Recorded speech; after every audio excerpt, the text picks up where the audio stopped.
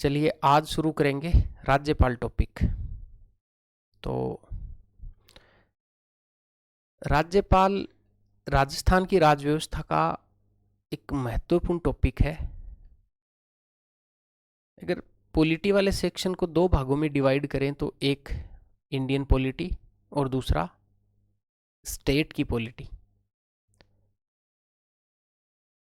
State की polity में राज्यपाल, मुख्यमंत्री, मंत्रिपरिषद, फिर विधानसभा, विधान परिषद, हाई कोर्ट, विभिन्न आयोग, लोकल सेल्फ गवर्नमेंट, कई सारे डायमेंशन कवर करने हैं।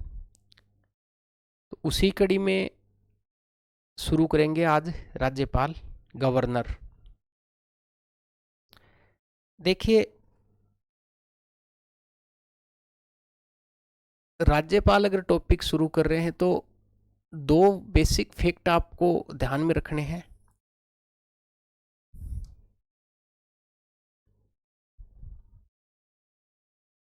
जिस प्रकार केंद्र में राष्ट्रपति सर्वे सर्वा होता है संविधान के हिसाब से, संविधान का प्रमुख राष्ट्रपति है, ठीक उसी प्रकार राज्य में जो सर्वे सर्वा है, राज्य में जो हेड है, संवैधानिक जो हेड है, कार्यपालिका का जो हेड है, वो राज्यपाल है।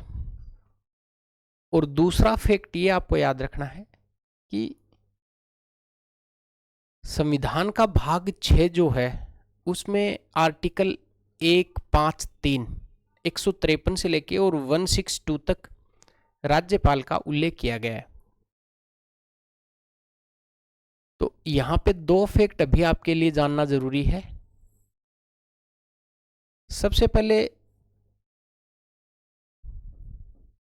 भाग 6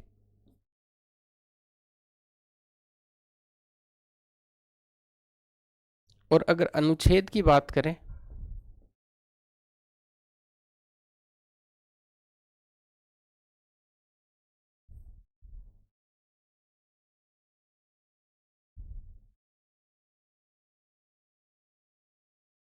इन अनुच्छेद, इन आर्टिकल्स में गवर्नर का उल्लेख किया गया है।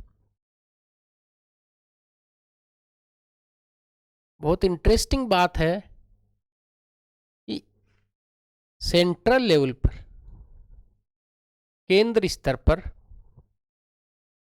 राष्ट्रपति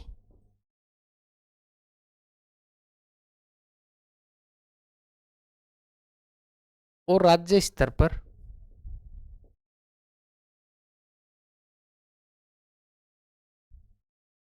राज्यपाल।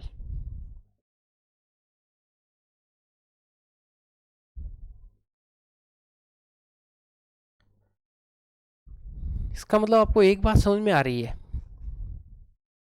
कि राष्ट्रपति सर्वे सर्वा है, सर्वोच्च है राष्ट्रपति। राज्यपाल सर्वोच्च तो है पर वो राज्य का सर्वोच्च है, न कि नेशन का सर्वोच्च है। राज्यपाल राज्य का सर्वोच्च है, ये बात तो ठीक है, पर दूसरी बात एक और आपको याद रखनी है, राष्ट्रपति जो है वो राज्यपाल को राज्य में भेजता है राज्य को देखने के लिए। बहुत सामान्य भाषा में बताऊं तो इसका मतलब है राज्यपाल किसके द्वारा नियुक्त होएगा? राष्ट्रपति से। तो राष्ट्रपति राज्य को चलाने के लिए, राज्य की कार्यपालिका को चलाने के लिए, और यहां पे राष्ट्रपति का अर्थ आप जान रहे हैं, राष्ट्रपति का मतलब होता है मंत्रिपरिषद। असल में राष्ट्रपति वही काम करेंगे जो केंद्र की मंत्रिपरिषद उन्हें एडवाइज करती है। इसका मतलब राज्यपाल की यहां पे दो भूमिका हो गई, दोहरी भूमिका में मिलता राज्यपाल। कैसे? एक तो राज्यपाल राज्य का प्रमुख है, ये बात तो आपको समझ में आ गई, पर दूसरा वो केंद्र का प्रतिनिधि। केंद्र का मतलब सेंट्रल गवर्नमेंट का। मैं एक बार के लिए राष्ट्रपति आपको बता दूं तो राष्ट्रपति का प्रतिनिधि। राष्ट्रपति का मतलब वहां पे राष्ट्रपति मंत्रिपरिषद की सलाह से सारे कार्य करते हैं। इसका अर्थ ये हुआ कि राज्यपाल है वो दो भूमिका में रहता, दो रोल है राज्यपाल के पास। पहला रोल आपको समझ में आया कि वो राज्य की कार्यपालिका का प्रमुख होता है, क्वेश्चन अगर आए परीक्षा में। दूसरा क्वेश्चन पूछे राज्य का संवैधानिक प्रमुख कौन है, कॉन्स्टिट्यूशनल हेड कौन है राज्य का, तो भी आपको क्या बताना है, राज्यपाल। और देश का कौन है कॉन्स्टिट्यूशनल हेड, राष्ट्रपति। और कार्यपालिका का प्रमुख कौन है वहां पे, वो भी राष्ट्रपति। देखिए तो इसका मतलब कभी अगर आपको क्वेश्चन पूछ लिया जाए कि राज्यपाल की भूमिका कितनी है, तो आप कहना राज्यपाल दो भूमिकाओं में रहता है, दो भूमिका।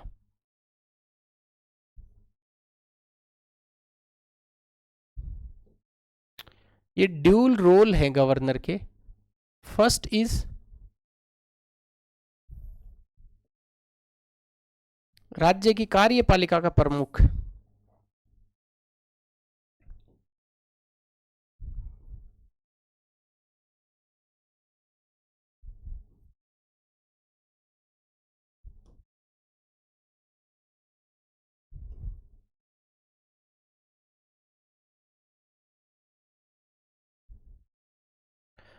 और दूसरा शब्द आपको समझना है यहां पे, केंद्र का प्रतिनिधि, केंद्र का प्रतिनिधि।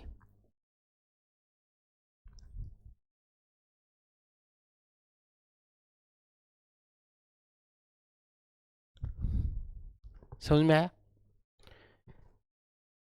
राज्य की कार्यपालिका का प्रमुख होने का एक मतलब यह भी है कि राज्य का संवैधानिक प्रमुख कौन होगा, राज्यपाल होगा।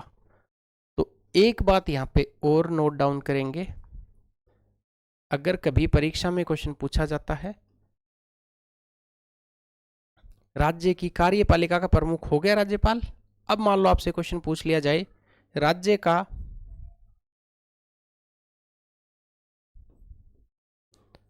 संवैधानिक प्रमुख कौन होता है,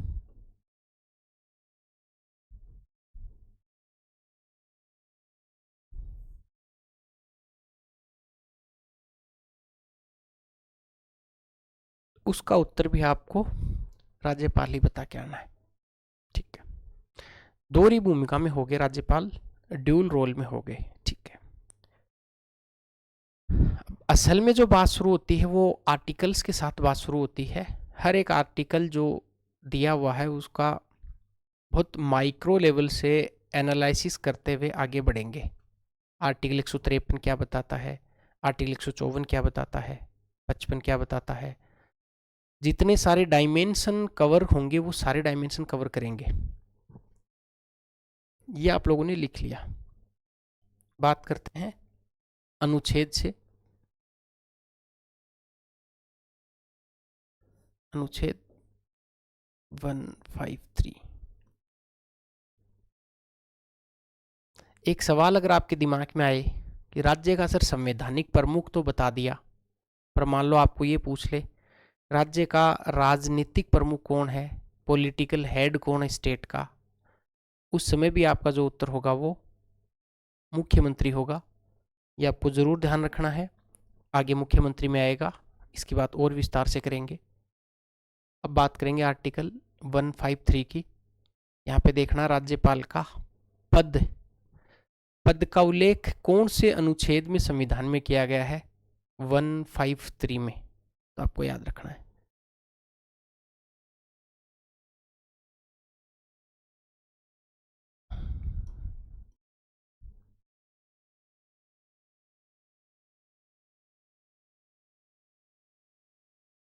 ऑफिस ऑफ गवर्नर कहाँ पे लिखा हुआ राज्यपाल का पद, आर्टिकल 153 में। इंटरेस्टिंगली है, कई बार एग्जाम में क्वेश्चन पूछा गया कि पद कहाँ लिखा हुआ है, तो जनरली अपन देखते हैं 153 से 162 तक अनुच्छेद में, हर अनुच्छेद में राज्यपाल शब्द का उल्लेख होगा, पर असल में देखा जाए तो राज्यपाल का जो पद है वो 153 में मेंशन किया गया है। क्लियर हो गया। दूसरी बात, मूल रूप से इस आर्टिकल में क्या लिखा हुआ था और संशोधन के बाद हुआ, और एक एक्सेप्शन अपवाद क्या है, तीनों चीजों की बात करेंगे। मूल रूप से इस आर्टिकल में क्या था,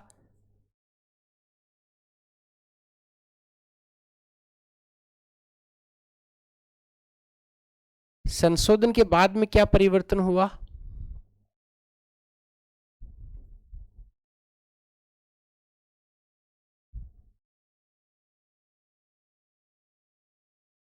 और अन्य फैक्ट क्या है, अन्य तथ्य। मूल रूप से इस अनुच्छेद में एक बात लिखी हुई थी कि प्रत्येक राज्य के लिए एक राज्यपाल होगा। बहुत ध्यान से, इसका मतलब प्रत्येक का मतलब एवरी, एक राज्य के लिए एक ही राज्यपाल, ये बात मूल रूप से कॉन्स्टिट्यूशन में लिखी हुई थी। तो यहां पे मेंशन था एक राज्य और एक राज्यपाल।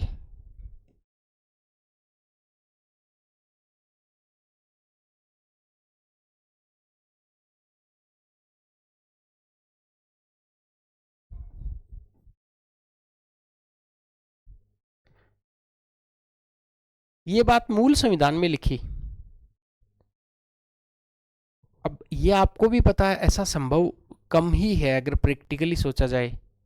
पड़ोसी राज्य है, पड़ोसी राज्य के राज्यपाल की डेथ हो गई, उन्होंने त्यागपत्र दे दिया या उन पद से उनको हटा दिया, तो ऐसी स्थिति में इस राज्य के राज्यपाल को तो ब्लॉक किया हुआ है कि एक राज्य के लिए एक ही राज्यपाल होगा।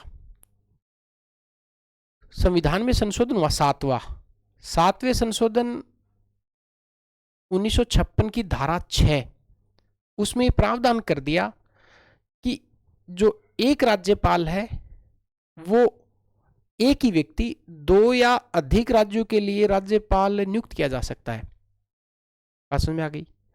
व्यक्ति वर्ड का उल्लेख किया गया यहाँ पे। इंटरेस्टिंगली कुछ माइन्यूर बातें हैं जो ध्यान रखनी है।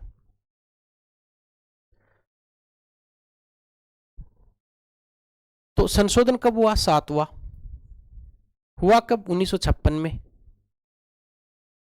धारा कौन सी थी, धारा 6।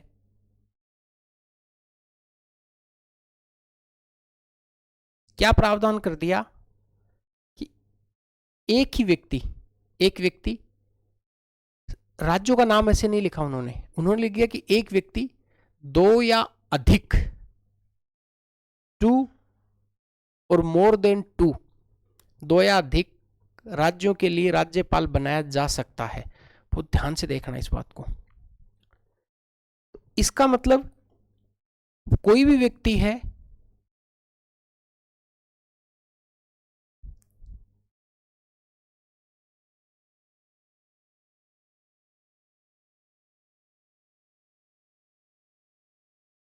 इस शब्द को बहुत गौर से देखना है, एक व्यक्ति दो या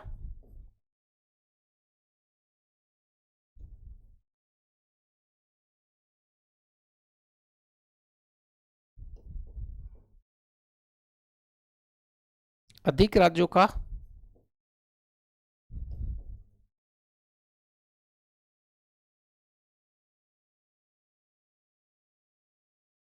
राज्यपाल बनाया जा सकता है।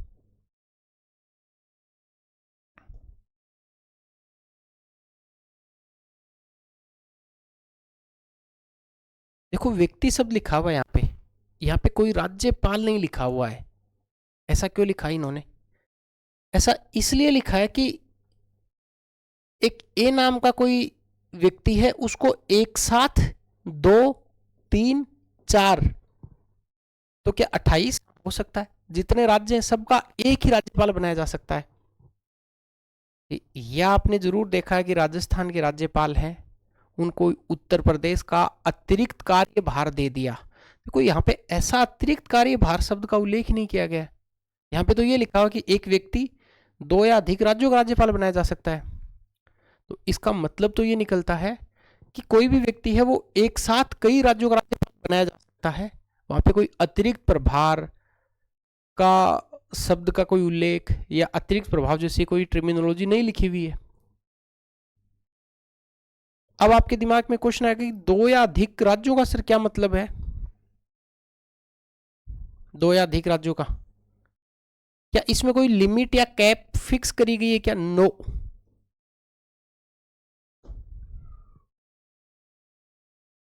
कितने राज्य पता नहीं, 2 भी हो सकते, 3 भी हो सकते। मान लो कभी स्टेटमेंट आई परीक्षा में, एक राज्यपाल सभी 28 राज्यों का राज्यपाल बनाया जा सकता है, नियुक्त किया जा सकता है, तो वहां पे बिल्कुल नहीं हिचकिचाना है, कहना यस, एक राज्यपाल दो या अधिक राज्यों का, दो या अधिक का मतलब पूरे राज्यों का एक साथ राज्यपाल भी बनाया जा सकता है। अच्छा, वहां पे दिक्कत क्या आएगी फिर?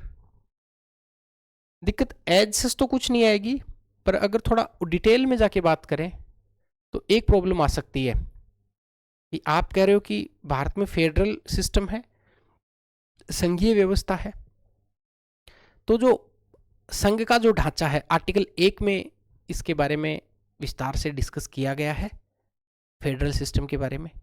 तो भारत का जो संघीय ढांचा है वो प्रभावित होगा। कैसे? उपराष्ट्रपति, नीचे राज्यपाल, 28 के 28 राज्यों का एक, तो फिर जो फेडरल स्ट्रक्चर है, जो संघीय ढांचा है, वो इम्पेक्ट होता है, वो प्रभावित होता है इससे। कभी किसी एग्जाम में पूछे या कोई इंटरव्यू वाली एग्जाम दें आप, वहां पे अगर मान लो ऐसा क्वेश्चन एग्जामिनर ने पूछ लिया कि एक व्यक्ति को अगर 2 या 2 से अधिक राज्यों का राज्यपाल बनाया जाता है, या सभी राज्यों का एक साथ राज्यपाल एक व्यक्ति को बना दिया, तो कॉन्स्टिट्यूशन का कौन सा ढांचा इससे प्रभावित होगा?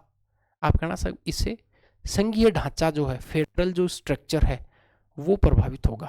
बात समझ में आ गया? अब और यहाँ पे एक इंटरेस्टिंग बात है, एक इंटरेस्टिंग बात है कि सर यहाँ पे राज्य शब्द लिखा हुआ है, केंद्र शासित प्रदेश क्यों नहीं लिखा है यहाँ पे? बात तो इंटरेस्टिंग है ही। इसका मतलब तो ये निकल कर आया कि राजस्थान, यूपी और दिल्ली,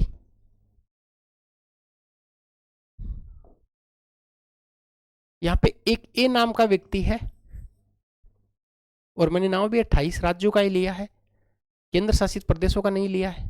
वो ध्यान से इसको समझिए, इंटरेस्टिंग फैक्ट है। तो इस ए नाम के व्यक्ति को राजस्थान और यूपी का राज्यपाल तो एक साथ बनाया जा सकता है,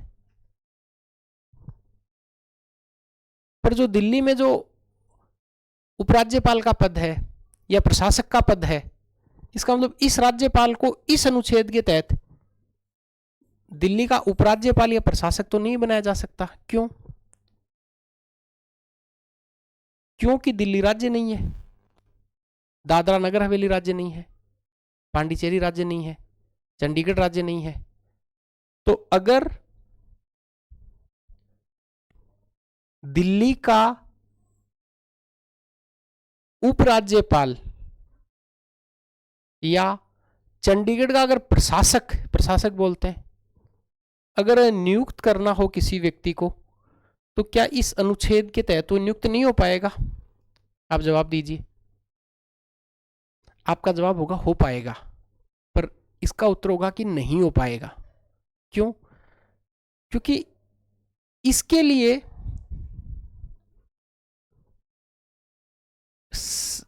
आर्टिकल 153 नहीं है,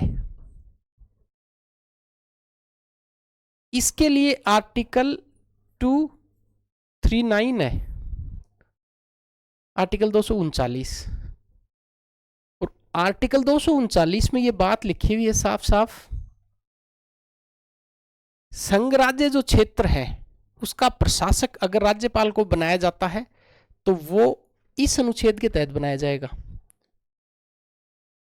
तो कभी एग्जामिनर अगर आगे बढ़ के क्वेश्चन बनाए कि क्या इस अनुच्छेद के तहत एक व्यक्ति को राज्यों का राज्यपाल ही बनाया जा सकता है, या दिल्ली, पांडिचेरी, दादरा नगर हवेली, दमन दीव, इनका भी प्रशासक या उपराज्यपाल बनाया जा सकता है, तो आपका जवाब क्या होगा फिर? आपका जवाब होगा सर वो इस अनुच्छेद के तहत नहीं बनेगा, वो अनुच्छेद 239 के तहत है कि राज्यपाल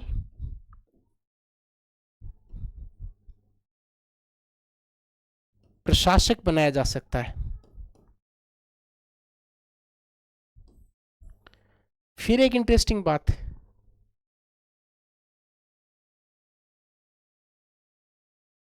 हर जगह प्रशासक नहीं होते हैं।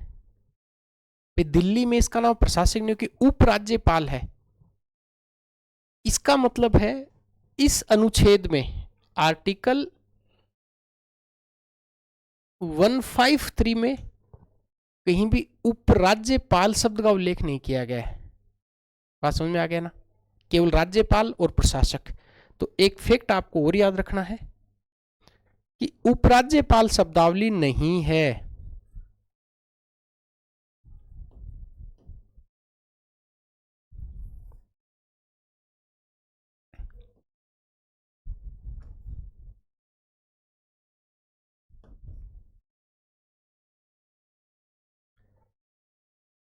वो राज्यपाल एक या अधिक राज्यों का बनेगा, ये बात 153 में।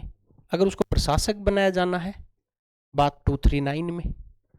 उपराज्यपाल शब्दावली यहाँ पे नहीं लिखी हुई है। यहां तक बात आपको समझ में आ गई क्या? ये आर्टिकल है 153। तो इतनी सारी बातें आप इसमें याद रखेंगे। अच्छा, अन्य तथ्य में क्या याद रख सकते हैं आप? अन्य तथ्य में एक तो संघीय ढांचा प्रभावित होगा, ये बात याद रख सकते हैं।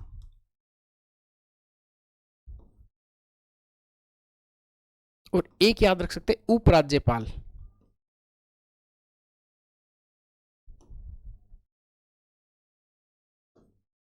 इस अनुच्छेद में ऐसी कोई शब्दावली या 239 में ऐसी कोई शब्दावली नहीं लिखी हुई है।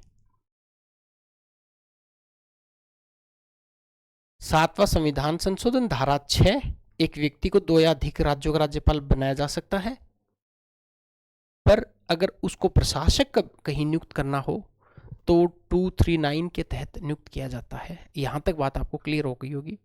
आर्टिकल 153 कंप्लीट हुआ। अब मूव करते हैं आर्टिकल 154 की तरफ।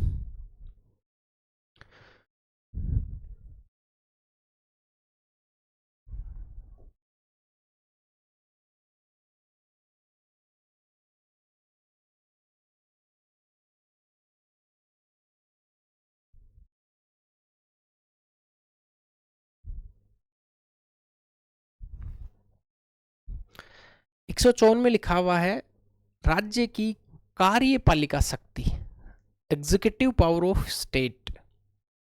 बहुत ध्यान से इसको आर्टिकल को समझना है।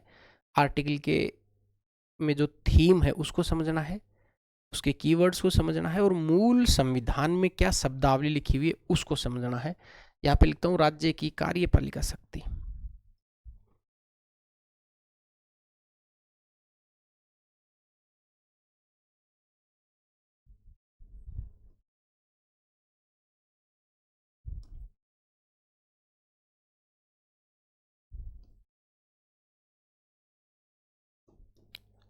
एग्जीक्यूटिव पावर ऑफ स्टेट, राज्य की कार्यपालिका शक्ति।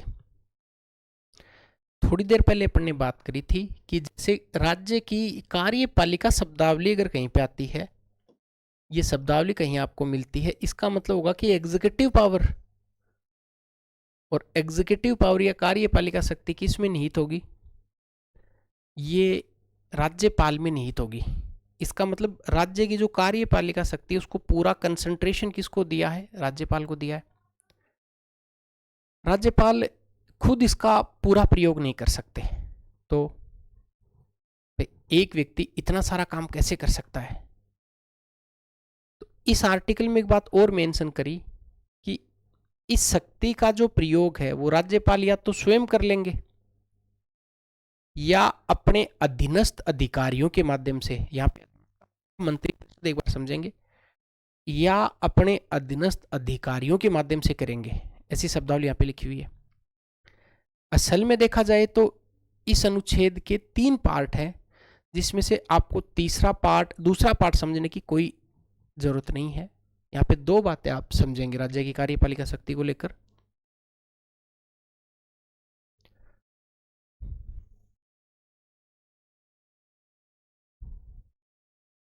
कार्यपालिका शक्ति का प्रमुख कौन होता है? राज्यपाल होता है। राज्य का कॉन्स्टिट्यूशनल संवैधानिक हेड होता है, राज्यपाल होता है। इस आर्टिकल में 3 बातें लिखी हुई हैं जिसमें से केवल आपको 2 समझनी है परीक्षा के लिए।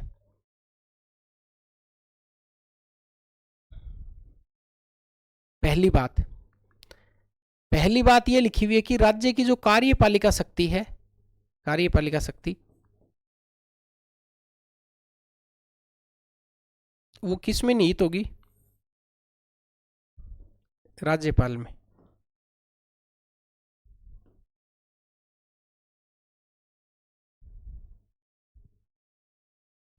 फिर आगे इसी में क्या लिख दिया?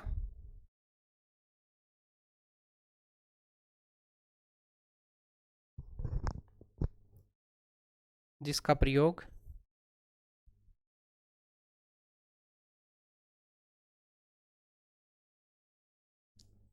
स्वयं या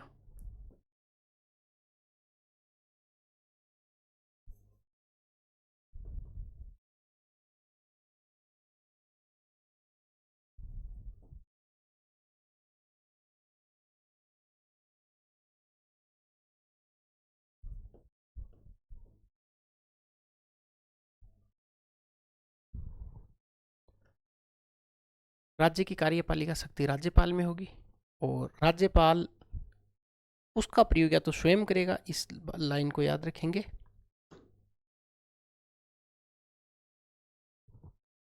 या जो अधीनस्थ प्राधिकारी हैं, अधीनस्थ अधिकारी हैं,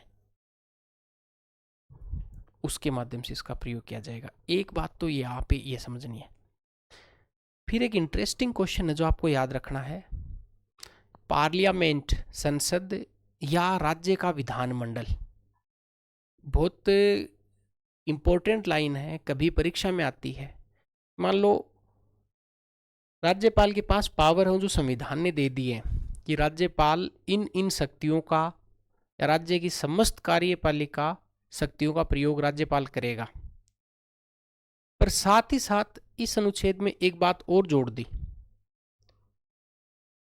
चाहे तो संसद या राज्य का विधानमंडल विधि द्वारा, लो वर्ड यहां पे यूज किया गया, विधि द्वारा राज्यपाल के अधीनस्थ किसी प्राधिकारी को कार्य सौंप सकता है। अब देखिए राज्यपाल को यहाँ पे कमजोर बनाया गया है। अगर इस अनुच्छेद की गहराई में जाएं तो आप थोड़ा डिटेल से बता दूं तो यहाँ पे लिखा हुआ है इसी अनुच्छेद में कि संसद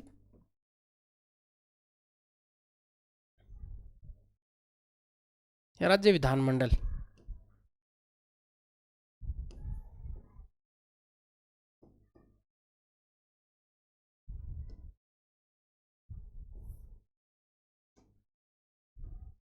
या तो पार्लियामेंट या स्टेट लेजिस्लेचर एक लॉ बनाएंगे, कानून बनाएंगे, लॉ।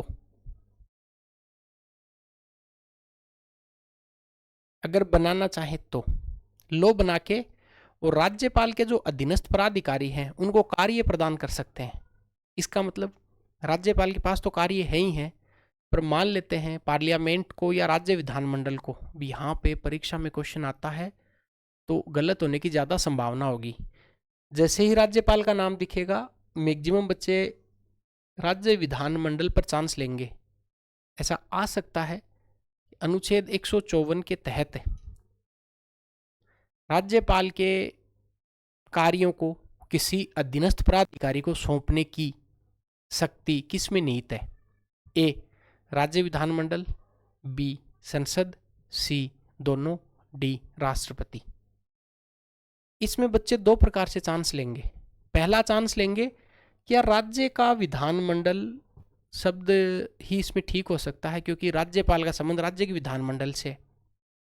कुछ बच्चे आगे दिमाग लगा के चांस लेंगे कि भाई आर्टिकल 154 की बात है और अगर आर्टिकल में कुछ बदलाव करना है वो पावर संसद के पास में। कुछ बच्चे इसका चांस लेंगे पर वो दोनों गलत है क्योंकि इसका उत्तर होगा बोध। संसद और राज्य विधानमंडल दोनों, चाहे तो संसद चाहे राज्य का विधानमंडल, पर सामान्य आदेश से नहीं कर सकते। इसके लिए लॉ पास करके कानून बना के और राज्यपाल के अधीनस्थ किसी भी प्राधिकारी को कार्य प्रदान कर सकते हैं। तो यहां पे याद रखना है संसद या राज्य विधानमंडल कानून बनाकर राज्यपाल के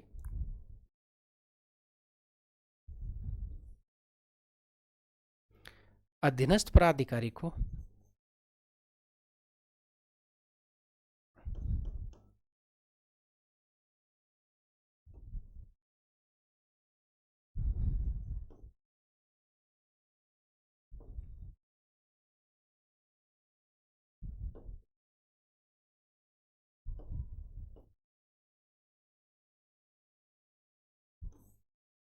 क्लियर हो गया ना। तो इसका मतलब 154 का जो अनुच्छेद है, इस 154 के अनुच्छेद में दो बातें स्पष्ट रूप से लिखी हुई है। पहली बात ये लिखी हुई है कि कार्यपालिका शक्ति राज्यपाल में होगी, इसका प्रयोग या तो स्वयं करेंगे या अपने अधीनस्थ प्राधिकारियों के माध्यम से किया जाएगा। दूसरी बात इस जो अनुच्छेद में लिखी हुई है वो ये लिखी हुई है कि संसद या राज्य विधानमंडल लो बनाकर राज्यपाल के अधीनस्थ किसी प्राधिकारी को शक्ति दे सकते हैं। तो देखिए इंटरेस्टिंगली, अगर ऐसा कोई क्वेश्चन परीक्षा में आए तो अगर आपकी समझ ठीक है तो आप उस उत्तर को ठीक करके आते हैं, अदरवाइज फिर आप गलत उत्तर दे के आते हैं। चलिए, दो अनुच्छेदों पर अपनी चर्चा हो गई है।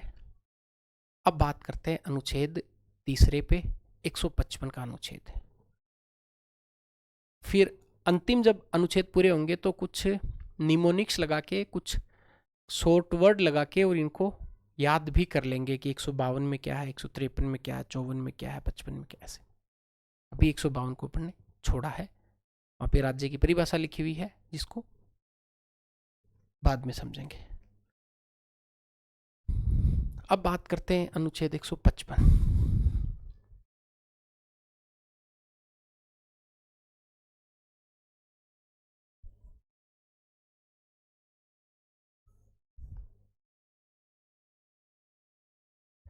एक 155 में लिखा हुआ कि राज्यपाल की नियुक्ति, यहाँ पे नियुक्त शब्द लिखा हुआ है, पहले तो यही शब्द आपको समझ लेना है, राज्यपाल की नियुक्ति।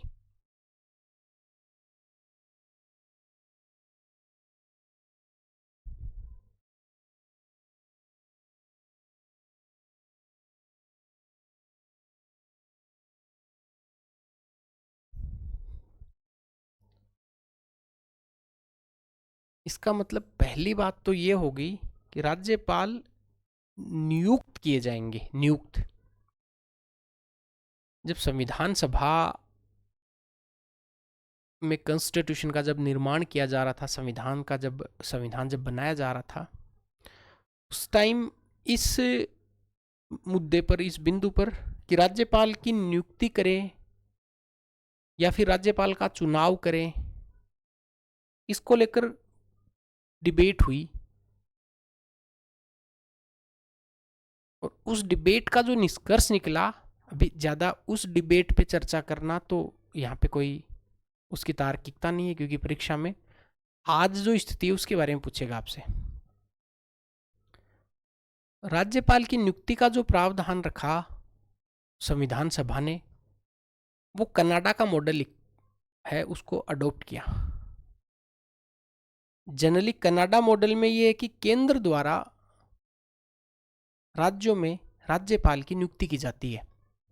तो पहली बात तो आपको ये समझ में आई कि राज्यपाल का चुनाव नहीं होता राज्य में। चुनाव नहीं करने के पीछे कई सारे तर्क दिए।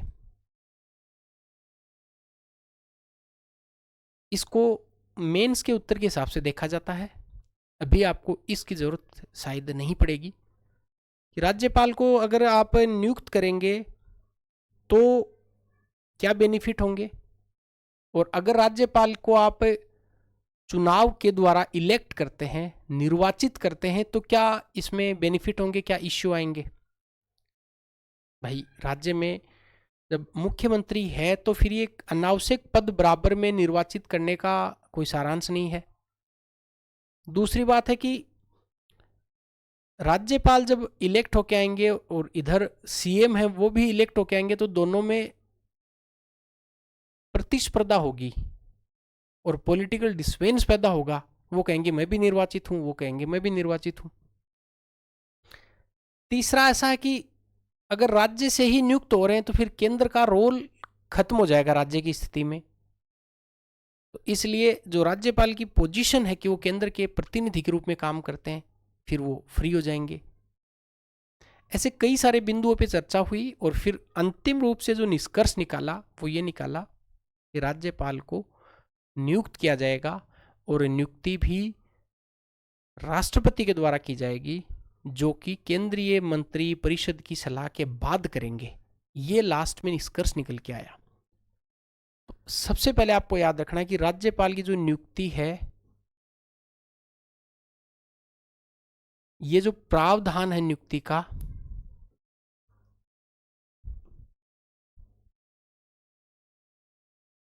ये कनाडा से है। एक बात कभी परीक्षा में पूछे राज्यपाल की नियुक्ति से संबंधित जो प्रावधान है वो कौन से देश से अपने अडॉप्ट किया है, तो आप बताएंगे कनाडा का मॉडल है, इसको अपने अडॉप्ट किया है। दूसरी बात आपको ध्यान रखनी है कि जब राज्यपाल जो हैं इनकी नियुक्ति जब की जाएगी तो वो राष्ट्रपति द्वारा की जाती है। राष्ट्रपति नियुक्ति करेंगे और राष्ट्रपति अपने विवेक का प्रयोग यहाँ पे नहीं करेंगे। राष्ट्रपति जब भी नियुक्ति करेंगे वो केंद्रीय मंत्री परिषद से सलाह लेंगे और उसी के अनुसार नियुक्ति की जाएगी। तो दूसरा पॉइंट यहां पे आप याद रखेंगे, नंबर 1 पॉइंट,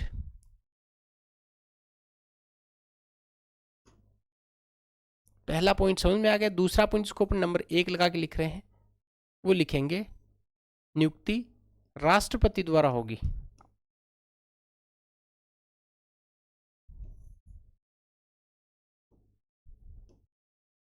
किसकी सलाह से?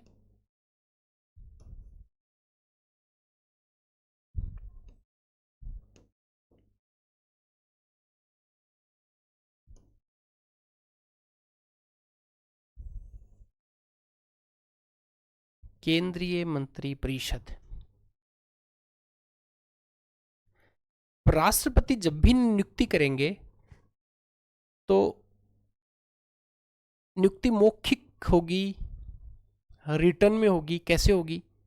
ये क्वेश्चन भी अगर कभी बने तो याद रखना, राष्ट्रपति के द्वारा जब राज्यपालों की नियुक्ति की जाती है तो अपने सिग्नेचर और सील, हस्ताक्षर और मुद्रा सहित एक अधिपत्र जिसको वारंट बोलते हैं, वारंट जारी किया जाता है। कई सारे पद हैं जिनकी चर्चा इंडियन पॉलिटी वाले सेक्शन में होती है कि राष्ट्रपति द्वारा कौन कौन से ऐसे पद हैं जिनकी नियुक्ति में वारंट या अधिपत्र जारी किया जाता है। उसमें एक पद राज्यपाल का भी है, राज्य से संबंधित है। तो इसका मतलब दूसरा बिंदु आप यहाँ पे याद रख सकते हैं, राज्यपाल की नियुक्ति करते समय राष्ट्रपति द्वारा अपने हस्ताक्षर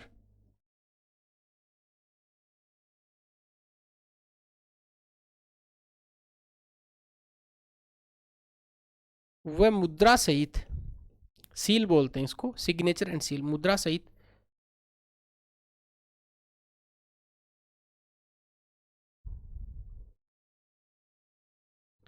अधिपत्र जारी किया जाता है। अधिपत्र, वारंट।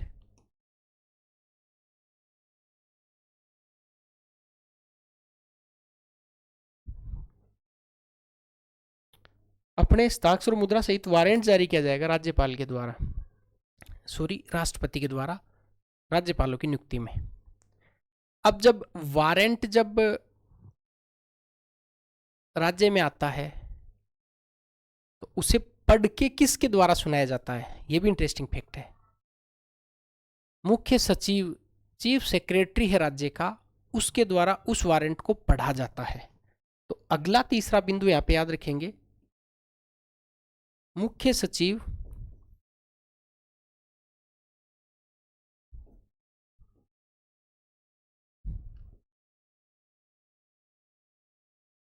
वारंट पढ़कर सुनाते हैं।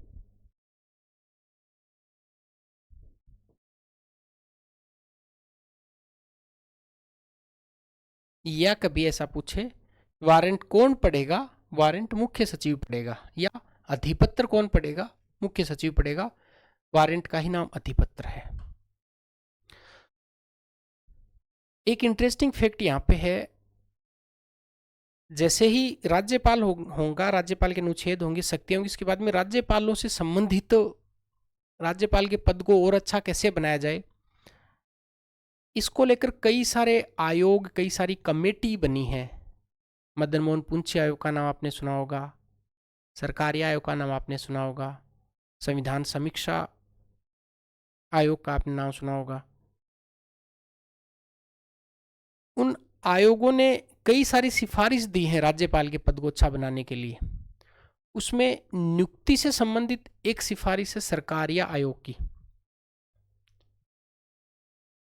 सरकारिया आयोग ने सिफारिश की, जब राज्यपाल आप नियुक्त करते हैं उस समय संबंधित जो राज्य है उसके मुख्यमंत्री से भी परामर्श किया जाना चाहिए कि इसको राष्ट्रपति जी को, केंद्रीय मंत्रिपरिषद जो है वो सलाह दे।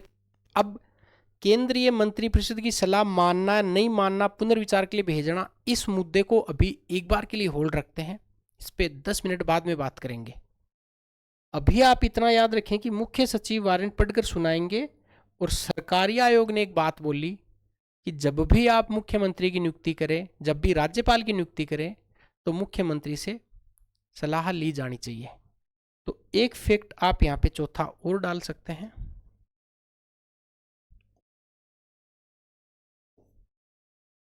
सरकारिया आयोग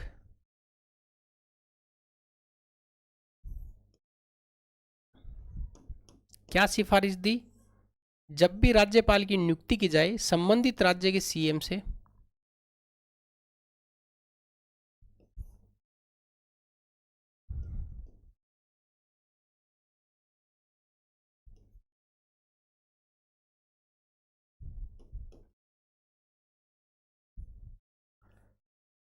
सलाह ली जानी चाहिए।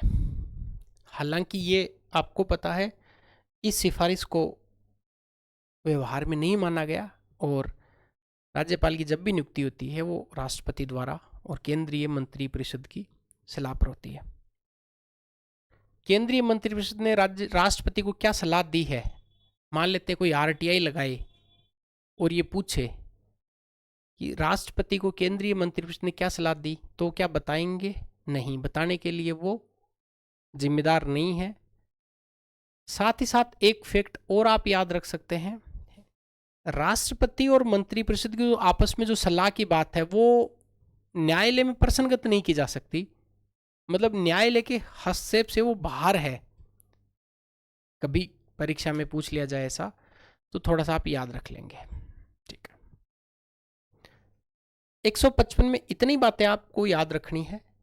नियुक्ति कैसे की जाएगी, कैसे किसकी सलाह पर की जाएगी, नियुक्ति करने का माध्यम क्या होगा, मौखिक होगा, लिखित होगा, वारंट होगा, नोटिफिकेशन होगा, नोटिस होगा।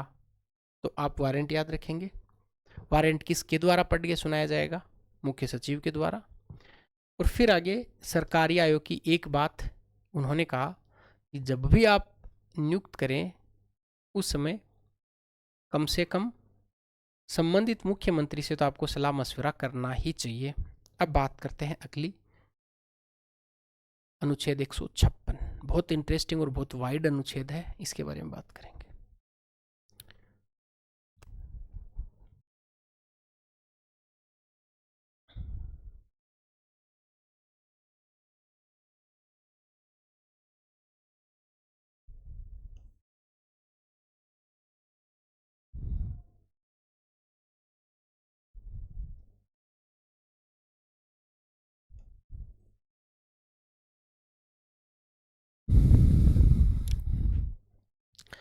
एक 156 का अनुच्छेद राज्यपाल की पदावधि या कार्यकाल से संबंधित संविधान में रखा गया।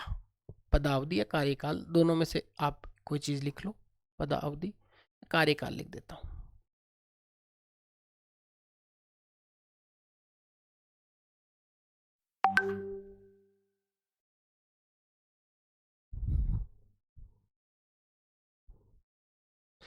संविधान ने यहां पे गोलमोल किया, आर्टिकल में गोलमोल बातें लिख दी। इसको लेकर कंट्रोवर्सी, इस अनुच्छेद को लेकर कई सारी कंट्रोवर्सीज होती रहती हैं। गोलमोल कैसे लिखा? एक तरफ ये लिख दिया कि राज्यपाल का कार्यकाल, राज्यपाल अपनी पद ग्रहण से लेके और 5 वर्ष की अवधि तक पद पे रहेंगे। और इसी अनुच्छेद में दूसरी बात ये मेंशन कर दी, राज्यपाल राष्ट्रपति के प्रसाद पर्यंत पद धारण करेंगे। तो अब दोनों बातों में कंट्रोवर्सी हो गई। पर पहले एक बात मेंशन कर दी उन्होंने कि राज्यपाल राष्ट्रपति के प्रसाद पर्यंत रहेंगे, फिर इसके तीसरे सब क्लोज में लिख दिया कि वो 5 साल की अवधि के लिए पद धारण करेंगे। अब पहला सवाल तो आपके दिमाग में आएगा कि मान लो दोनों ही बातें परीक्षा में आ जाएं कि राज्यपाल पद ग्रहण करेंगे 5 वर्ष तक के लिए, राष्ट्रपति के प्रसाद पर्यंत, दोनों इनमें से कोई नहीं। दोनों आए तो ठीक है, आप कर दिया कि साहब 5 वर्ष और दोनों लिखा हुआ है। पर मान लो एक ही आए 5 वर्ष राष्ट्रपति के प्रसाद पर्यंत 6 साल, इनमें से कोई नहीं, तो आपके लिए बड़ी कंट्रोवर्सी हो गई, बड़ा डिलेमा हो गया, सस्पेंस में आ गया आपकी 5 वर्ष करें या प्रसाद पर्यंत करें। तो ऐसी स्थिति में आपको प्रसाद पर्यंत करना है। क्यों? क्योंकि राज्यपाल का जो पद है उसकी नियुक्ति, उसको पद से हटाना और उसका स्थानांतरण, ट्रांसफर, सारे काम राष्ट्रपति करते हैं। राज्यपाल त्यागपत्र भी देंगे तो राष्ट्रपति को देके आएंगे। तो फिर एक दृष्टि से देखा जाए तो ना संविधान में राज्यपाल को हटाने के आधार लिखे हुए हैं, असल में संविधान में तो उसके ट्रांसफर की बात भी नहीं लिखी हुई है कि किसी दूसरे राज्य में ट्रांसफर कर सकते हैं, ना कार्यकाल पूरा होने के बाद पुनर्नियुक्ति की बात लिखी हुई है। पर व्यवहारिक रूप से सारे काम राष्ट्रपति करते हैं, तो फिर बड़ी कंट्रोवर्सी की स्थिति पैदा होगी इस अनुच्छेद को लेकर। बहरहाल परीक्षा में अगर सवाल आता है तो आप क्या करेंगे, कार्यकाल या पदावधि। 156 का जो अनुच्छेद है, इस 156 के अनुच्छेद में मुख्य रूप से 3 इसके सब क्लोज लिखे हुए हैं, 3 इसमें बातें लिखी हुई हैं। आर्टिकल 156, फिर सब क्लोज 1, सब क्लोज 2, सब क्लोज 3।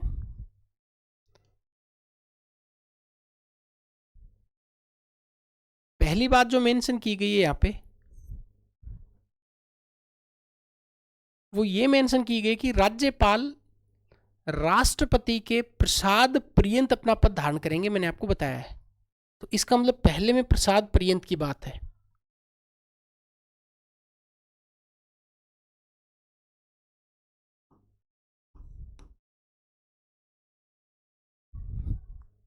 ठीक है। अच्छा, आपसे एग्जामिनर पूछ ले कि इस प्रसाद पर्यंत का मतलब क्या है, इंग्लिश में इसको बोलते ड्यूरिंग हिज प्लीजर। आपसे ये पूछ लिया जाए कि राज्यपाल राष्ट्रपति के प्रसाद पर्यंत पद धारण करते हैं, इसका मतलब क्या है, तो आप कहना सर राज्यपाल की नियुक्ति, राज्यपाल की पदावधि, राज्यपाल का स्थानांतरण, राज्यपाल का त्यागपत्र, राज्यपाल को पद से हटाना, सभी शक्तियां राष्ट्रपति के पास में है। इसलिए राज्यपाल राष्ट्रपति के प्रसाद पर्यंत अपना पद धारण करते हैं। क्लियर हो गया? पहले तो इन्होंने ये मेंशन कर दिया, तो इसका मतलब नियुक्ति,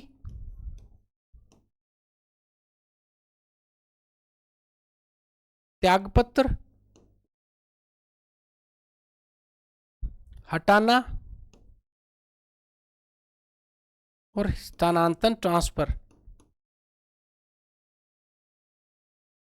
कभी भी कंफ्यूज मत होना कि ट्रांसफर भी हो सकता है क्या, हाँ हो सकता है। और एक असल में पुनर्नियुक्ति भी मैं बोल सकता हूं, नियुक्ति व पुनर्नियुक्ति।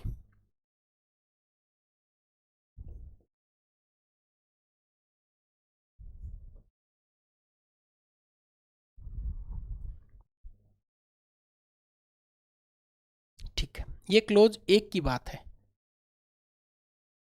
अब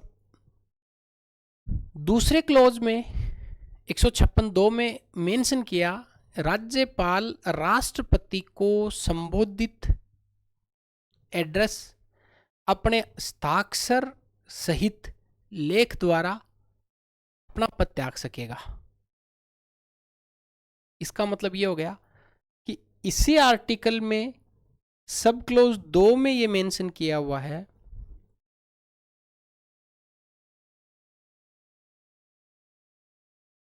राज्यपाल त्याग पत्र राष्ट्रपति को देंगे।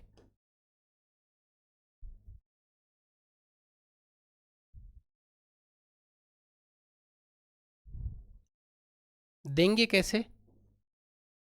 संबोधित किसको करेंगे? राष्ट्रपति को। अब ये संबोधित शब्द बड़ा इंटरेस्टिंग है। संबोधित,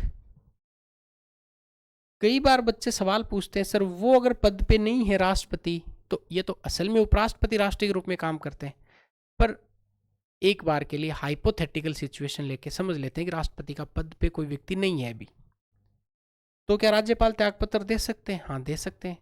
कैसे? यहाँ पे पद को संबोधित करते हुए लिख रहे हैं, तो राष्ट्रपति पद को संबोधित करते हुए राज्यपाल अपना त्यागपत्र भेज देंगे, ना कि किसी व्यक्ति को, इंडिविजुअल को नहीं भेजा जा रहा है। यहाँ पे त्यागपत्र राष्ट्रपति पद को संबोधित करते हुए भेजा जा रहा है, तो पद खाली है या पद पे कोई व्यक्ति है उससे कोई खास फर्क नहीं पड़ रहा है, क्योंकि यहाँ पे लिखा हुआ पद को संबोधित करते हुए। फिर देंगे कैसे? देंगे दो तरीके से। एक तो अपन लेख लिखेंगे और हस्ताक्षर करेंगे, तो अपने हस्ताक्षर सहित लेख, दो शब्द यहाँ पे और लिखे हुए हैं, तो राष्ट्रपति को तो करेंगे संबोधित, और हस्ताक्षर सहित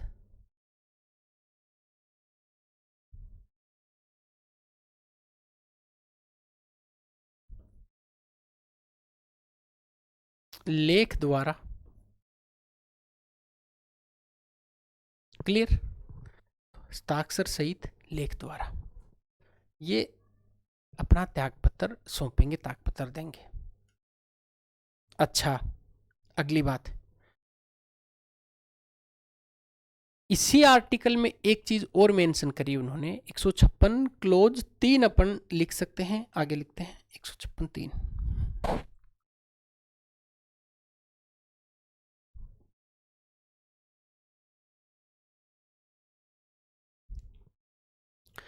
एक 156 में इंटरेस्टिंगली क्या लिखा?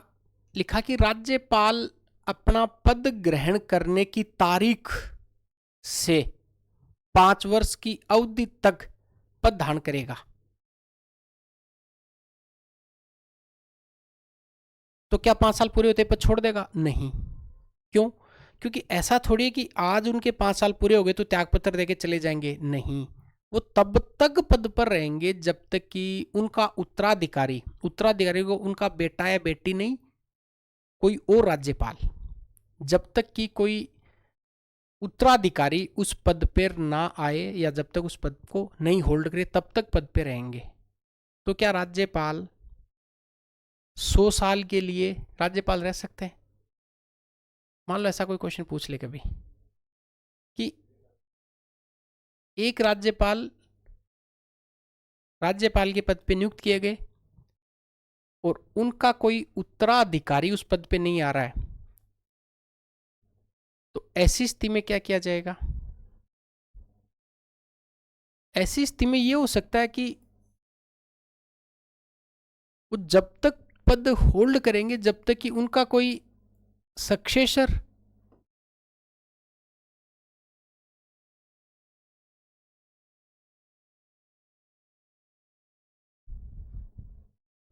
उत्तराधिकारी पद पे नहीं आ जाए। तो इसी आर्टिकल में तीसरी बात क्या मेंशन कर दी?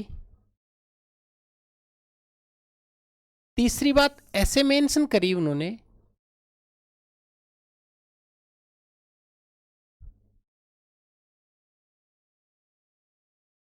पद ग्रहण तारीख से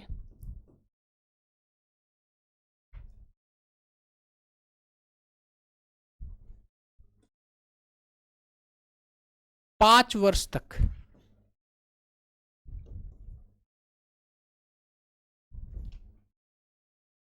तो मान लो कभी परीक्षा में पूछ ले आपसे कि राज्यपाल कितने समय तक पद पे रहेंगे, 5 वर्ष। और दूसरी बात अगर ऐसा पूछ ले आपसे,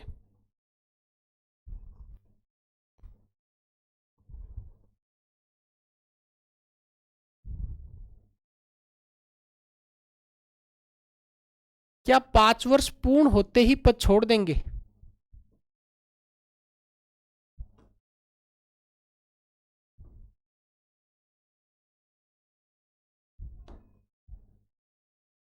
इसका उत्तर आएगा नो। क्यों? क्योंकि राज्यपाल तब तक अपने पद पे रहेंगे, तब तक अपना पद होल्ड करके रखेंगे जब तक कि उनका कोई सक्सेसर, उनका कोई उत्तराधिकारी उस पद पे नहीं आता है। यहाँ पे उत्तराधिकारी का मतलब ये नहीं होगा कि उनका कोई बेटा या बेटी उस पद पे आए। यहाँ पे सिंपली उत्तराधिकारी का मतलब ये है कि उस पद पे कोई नया राज्यपाल नहीं आ जाए। ये बात आपको याद रखनी है। क्लियर हो गई?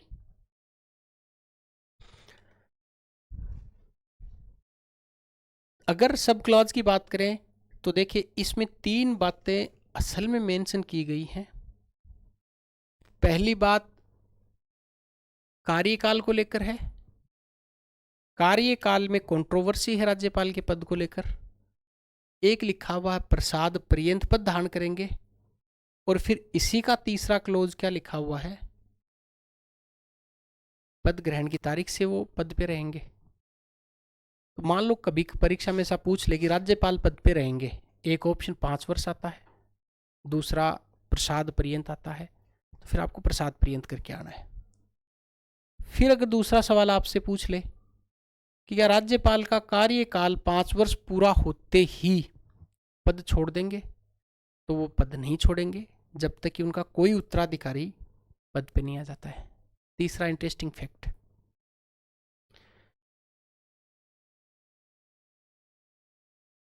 राज्यपाल को 5 वर्ष के लिए पद पे लेके आए,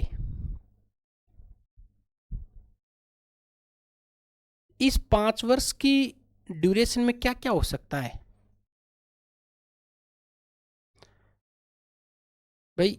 एक ही स्थिति तो ये है कि राज्यपाल अपना पूरा 5 साल का कार्यकाल पूरा कर ले, ये तो बहुत जेन्युइन सी बात है, साधारण सी बात है। इससे पहले 3 बातें हो सकती हैं कार्यकाल पूरा होने से पहले। 5 साल पूरे कर लिए तो वेल एंड गुड, अच्छा हो गया। किस्मत से राजस्थान में 3 ही राज्यपाल ऐसे हैं जिन्होंने अपने पूरे 5 साल पूरे किए हैं। कार्यकाल पूरा अगर नहीं करते हैं तो 3 सिचुएशन आती है, यहां पे ये समझ लेनी है। पहला है वो बीच में ही क्या दे दें, त्यागपत्र दे दें और पद खाली कर दें। अगर त्यागपत्र देके पद खाली करते हैं तो ऐसी स्थिति में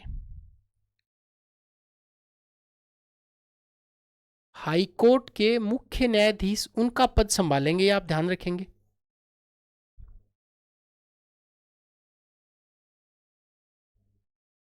दूसरा ये हो सकता है कि उनकी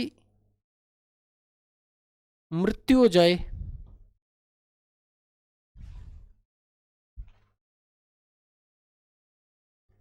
तीसरा ये हो सकता है कि उनका स्थानांतरण हो जाए, या स्थानांतरण की बजाय उनका पद से उनको हटा दिया जाए।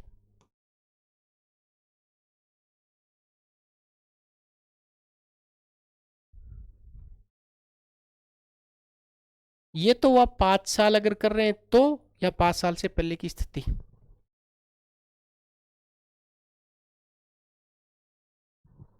कार्यकाल के दौरान क्या हो सकता है, 5 साल अगर उनका कार्यकाल चल रहा है तो इस पीरियड में क्या हो सकता है, इस पीरियड में उनका स्थानांतरण हो सकता है।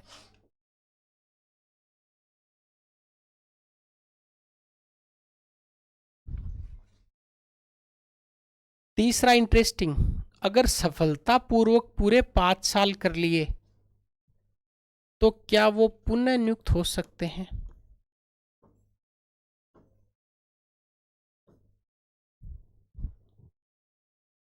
इतने सारे फैक्ट आर्टिकल 156 में समझने हैं।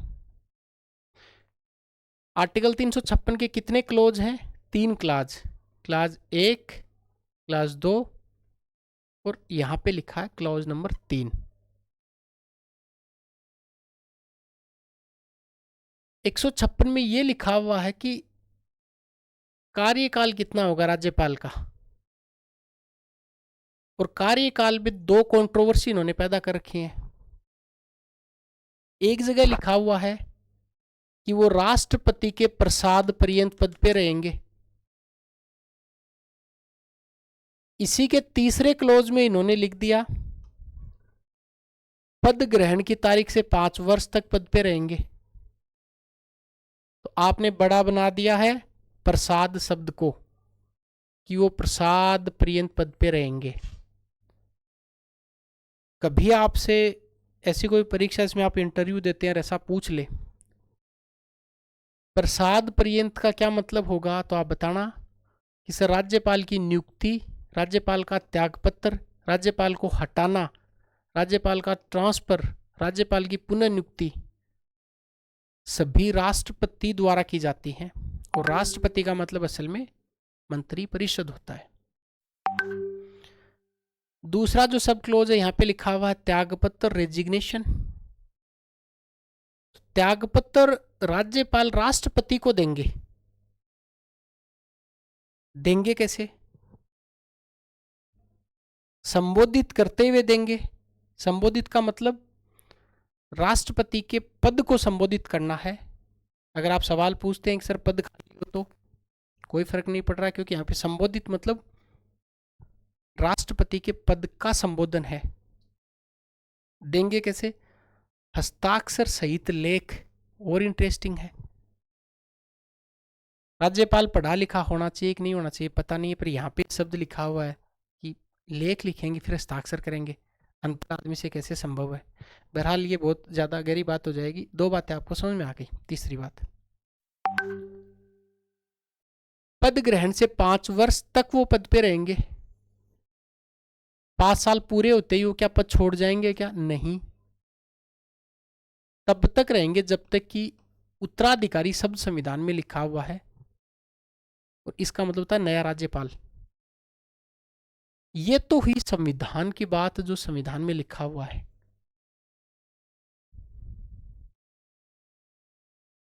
इस अनुच्छेद को समझने के लिए और कई तरीके हैं।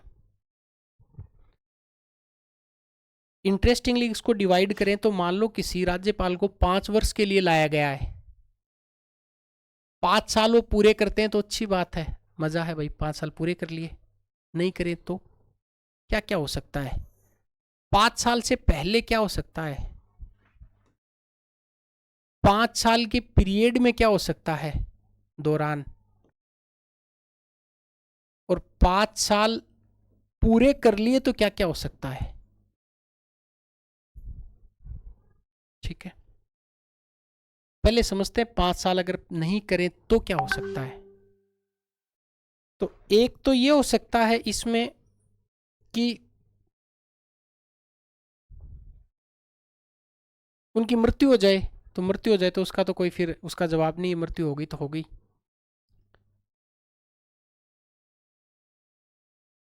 या वो त्यागपत्र दे दें,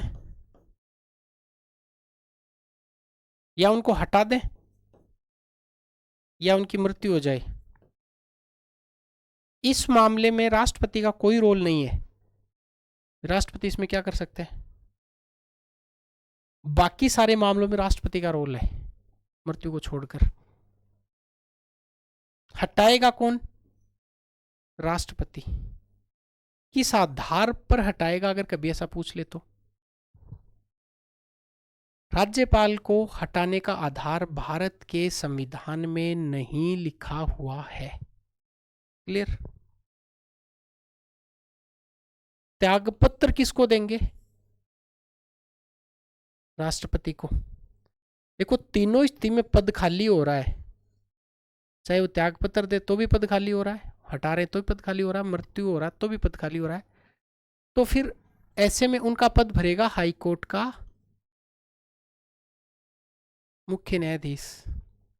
फिर यह आपने पढ़ाई हुआ, अगर मुख्य न्यायाधीश नहीं है तो कोई भी ज्येष्ठतम शब्द लिखा हुआ वहां पे, ज्येष्ठतम मतलब वरिष्ठ न्यायाधीश पद संभाल लेंगे। अच्छा, इंटरेस्टिंग है, कार्यकाल के दौरान क्या हो सकता है? राज्यपाल का कार्यकाल चल रहा है, उस दौरान क्या हो जाएगा? भाई आप कहोगे सर दौरान में, मृत्यु भी तो दौरान में ही हो सकती है। जस्ट इसको अपन ने कैटेगराइज किया है, संविधान में ऐसा लिखा हुआ नहीं है, ये तो बहुत साधारण बनाने के लिए ऐसा किया है। दौरान ऐसा हो सकता है कि उसका कार्यकाल अच्छे तरीके से चल रहा था पर बीच में उनका ट्रांसफर कर दिया, स्थानांतरण हो गया बीच में। अब ये भी बहुत इंटरेस्टिंग फैक्ट है, क्या राज्यपाल का स्थानांतरण हो सकता है? भाई ये हो सकता है। क्या संविधान में लिखा हुआ है कि राज्यपाल का स्थानांतरण होगा? नहीं लिखा हुआ है। राज्यपाल का स्थानांतरण करेगा कौन? तो राष्ट्रपति करेंगे।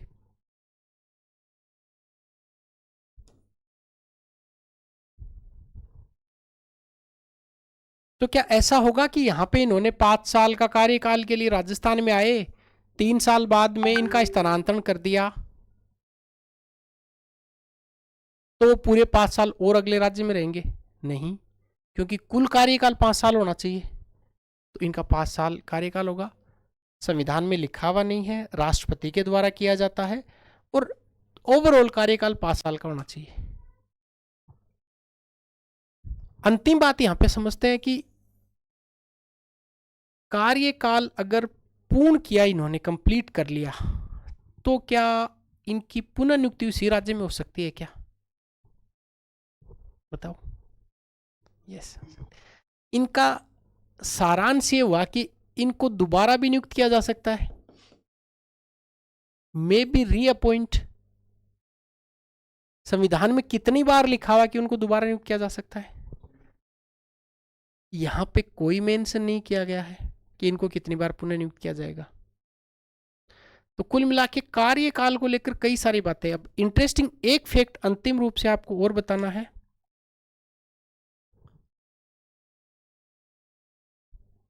एक आयोग बना, इसका नाम है मदन मोहन पुंछी आयोग। मैंने कहा कि जैसे ही राज्यपाल पूरा होगा टॉपिक, इसके बाद सारे कमीशन, सारे आयोग जो हैं उनकी डिटेल में बात करने वाले हैं।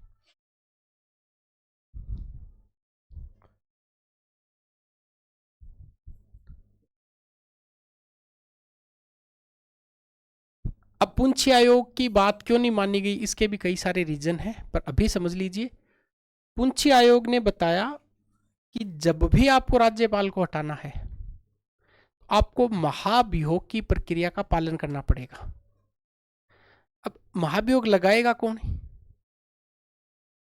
संबंधित राज्य लगाएगा कि पार्लियामेंट लगाएगी? सदस्य इसमें कौन कौन होंगे? क्या प्रक्रिया होगी? ये कहाँ पे समझना है? पुंछी आयोग, जब मदन मोहन पुंछी आयोग पढ़ेंगे तब।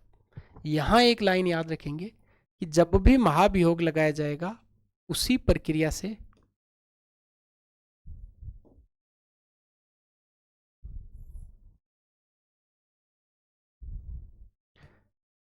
राज्यपाल को हटाया जाएगा।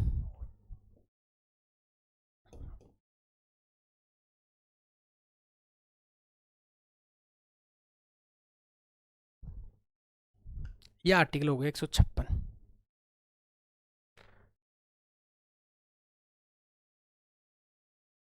अब एक बार इसको शॉर्ट में रिवीजन करते हैं, जो जो अनुच्छेद अपन ने पढ़े हैं। ये शायद बोर्ड हैंग हो गया।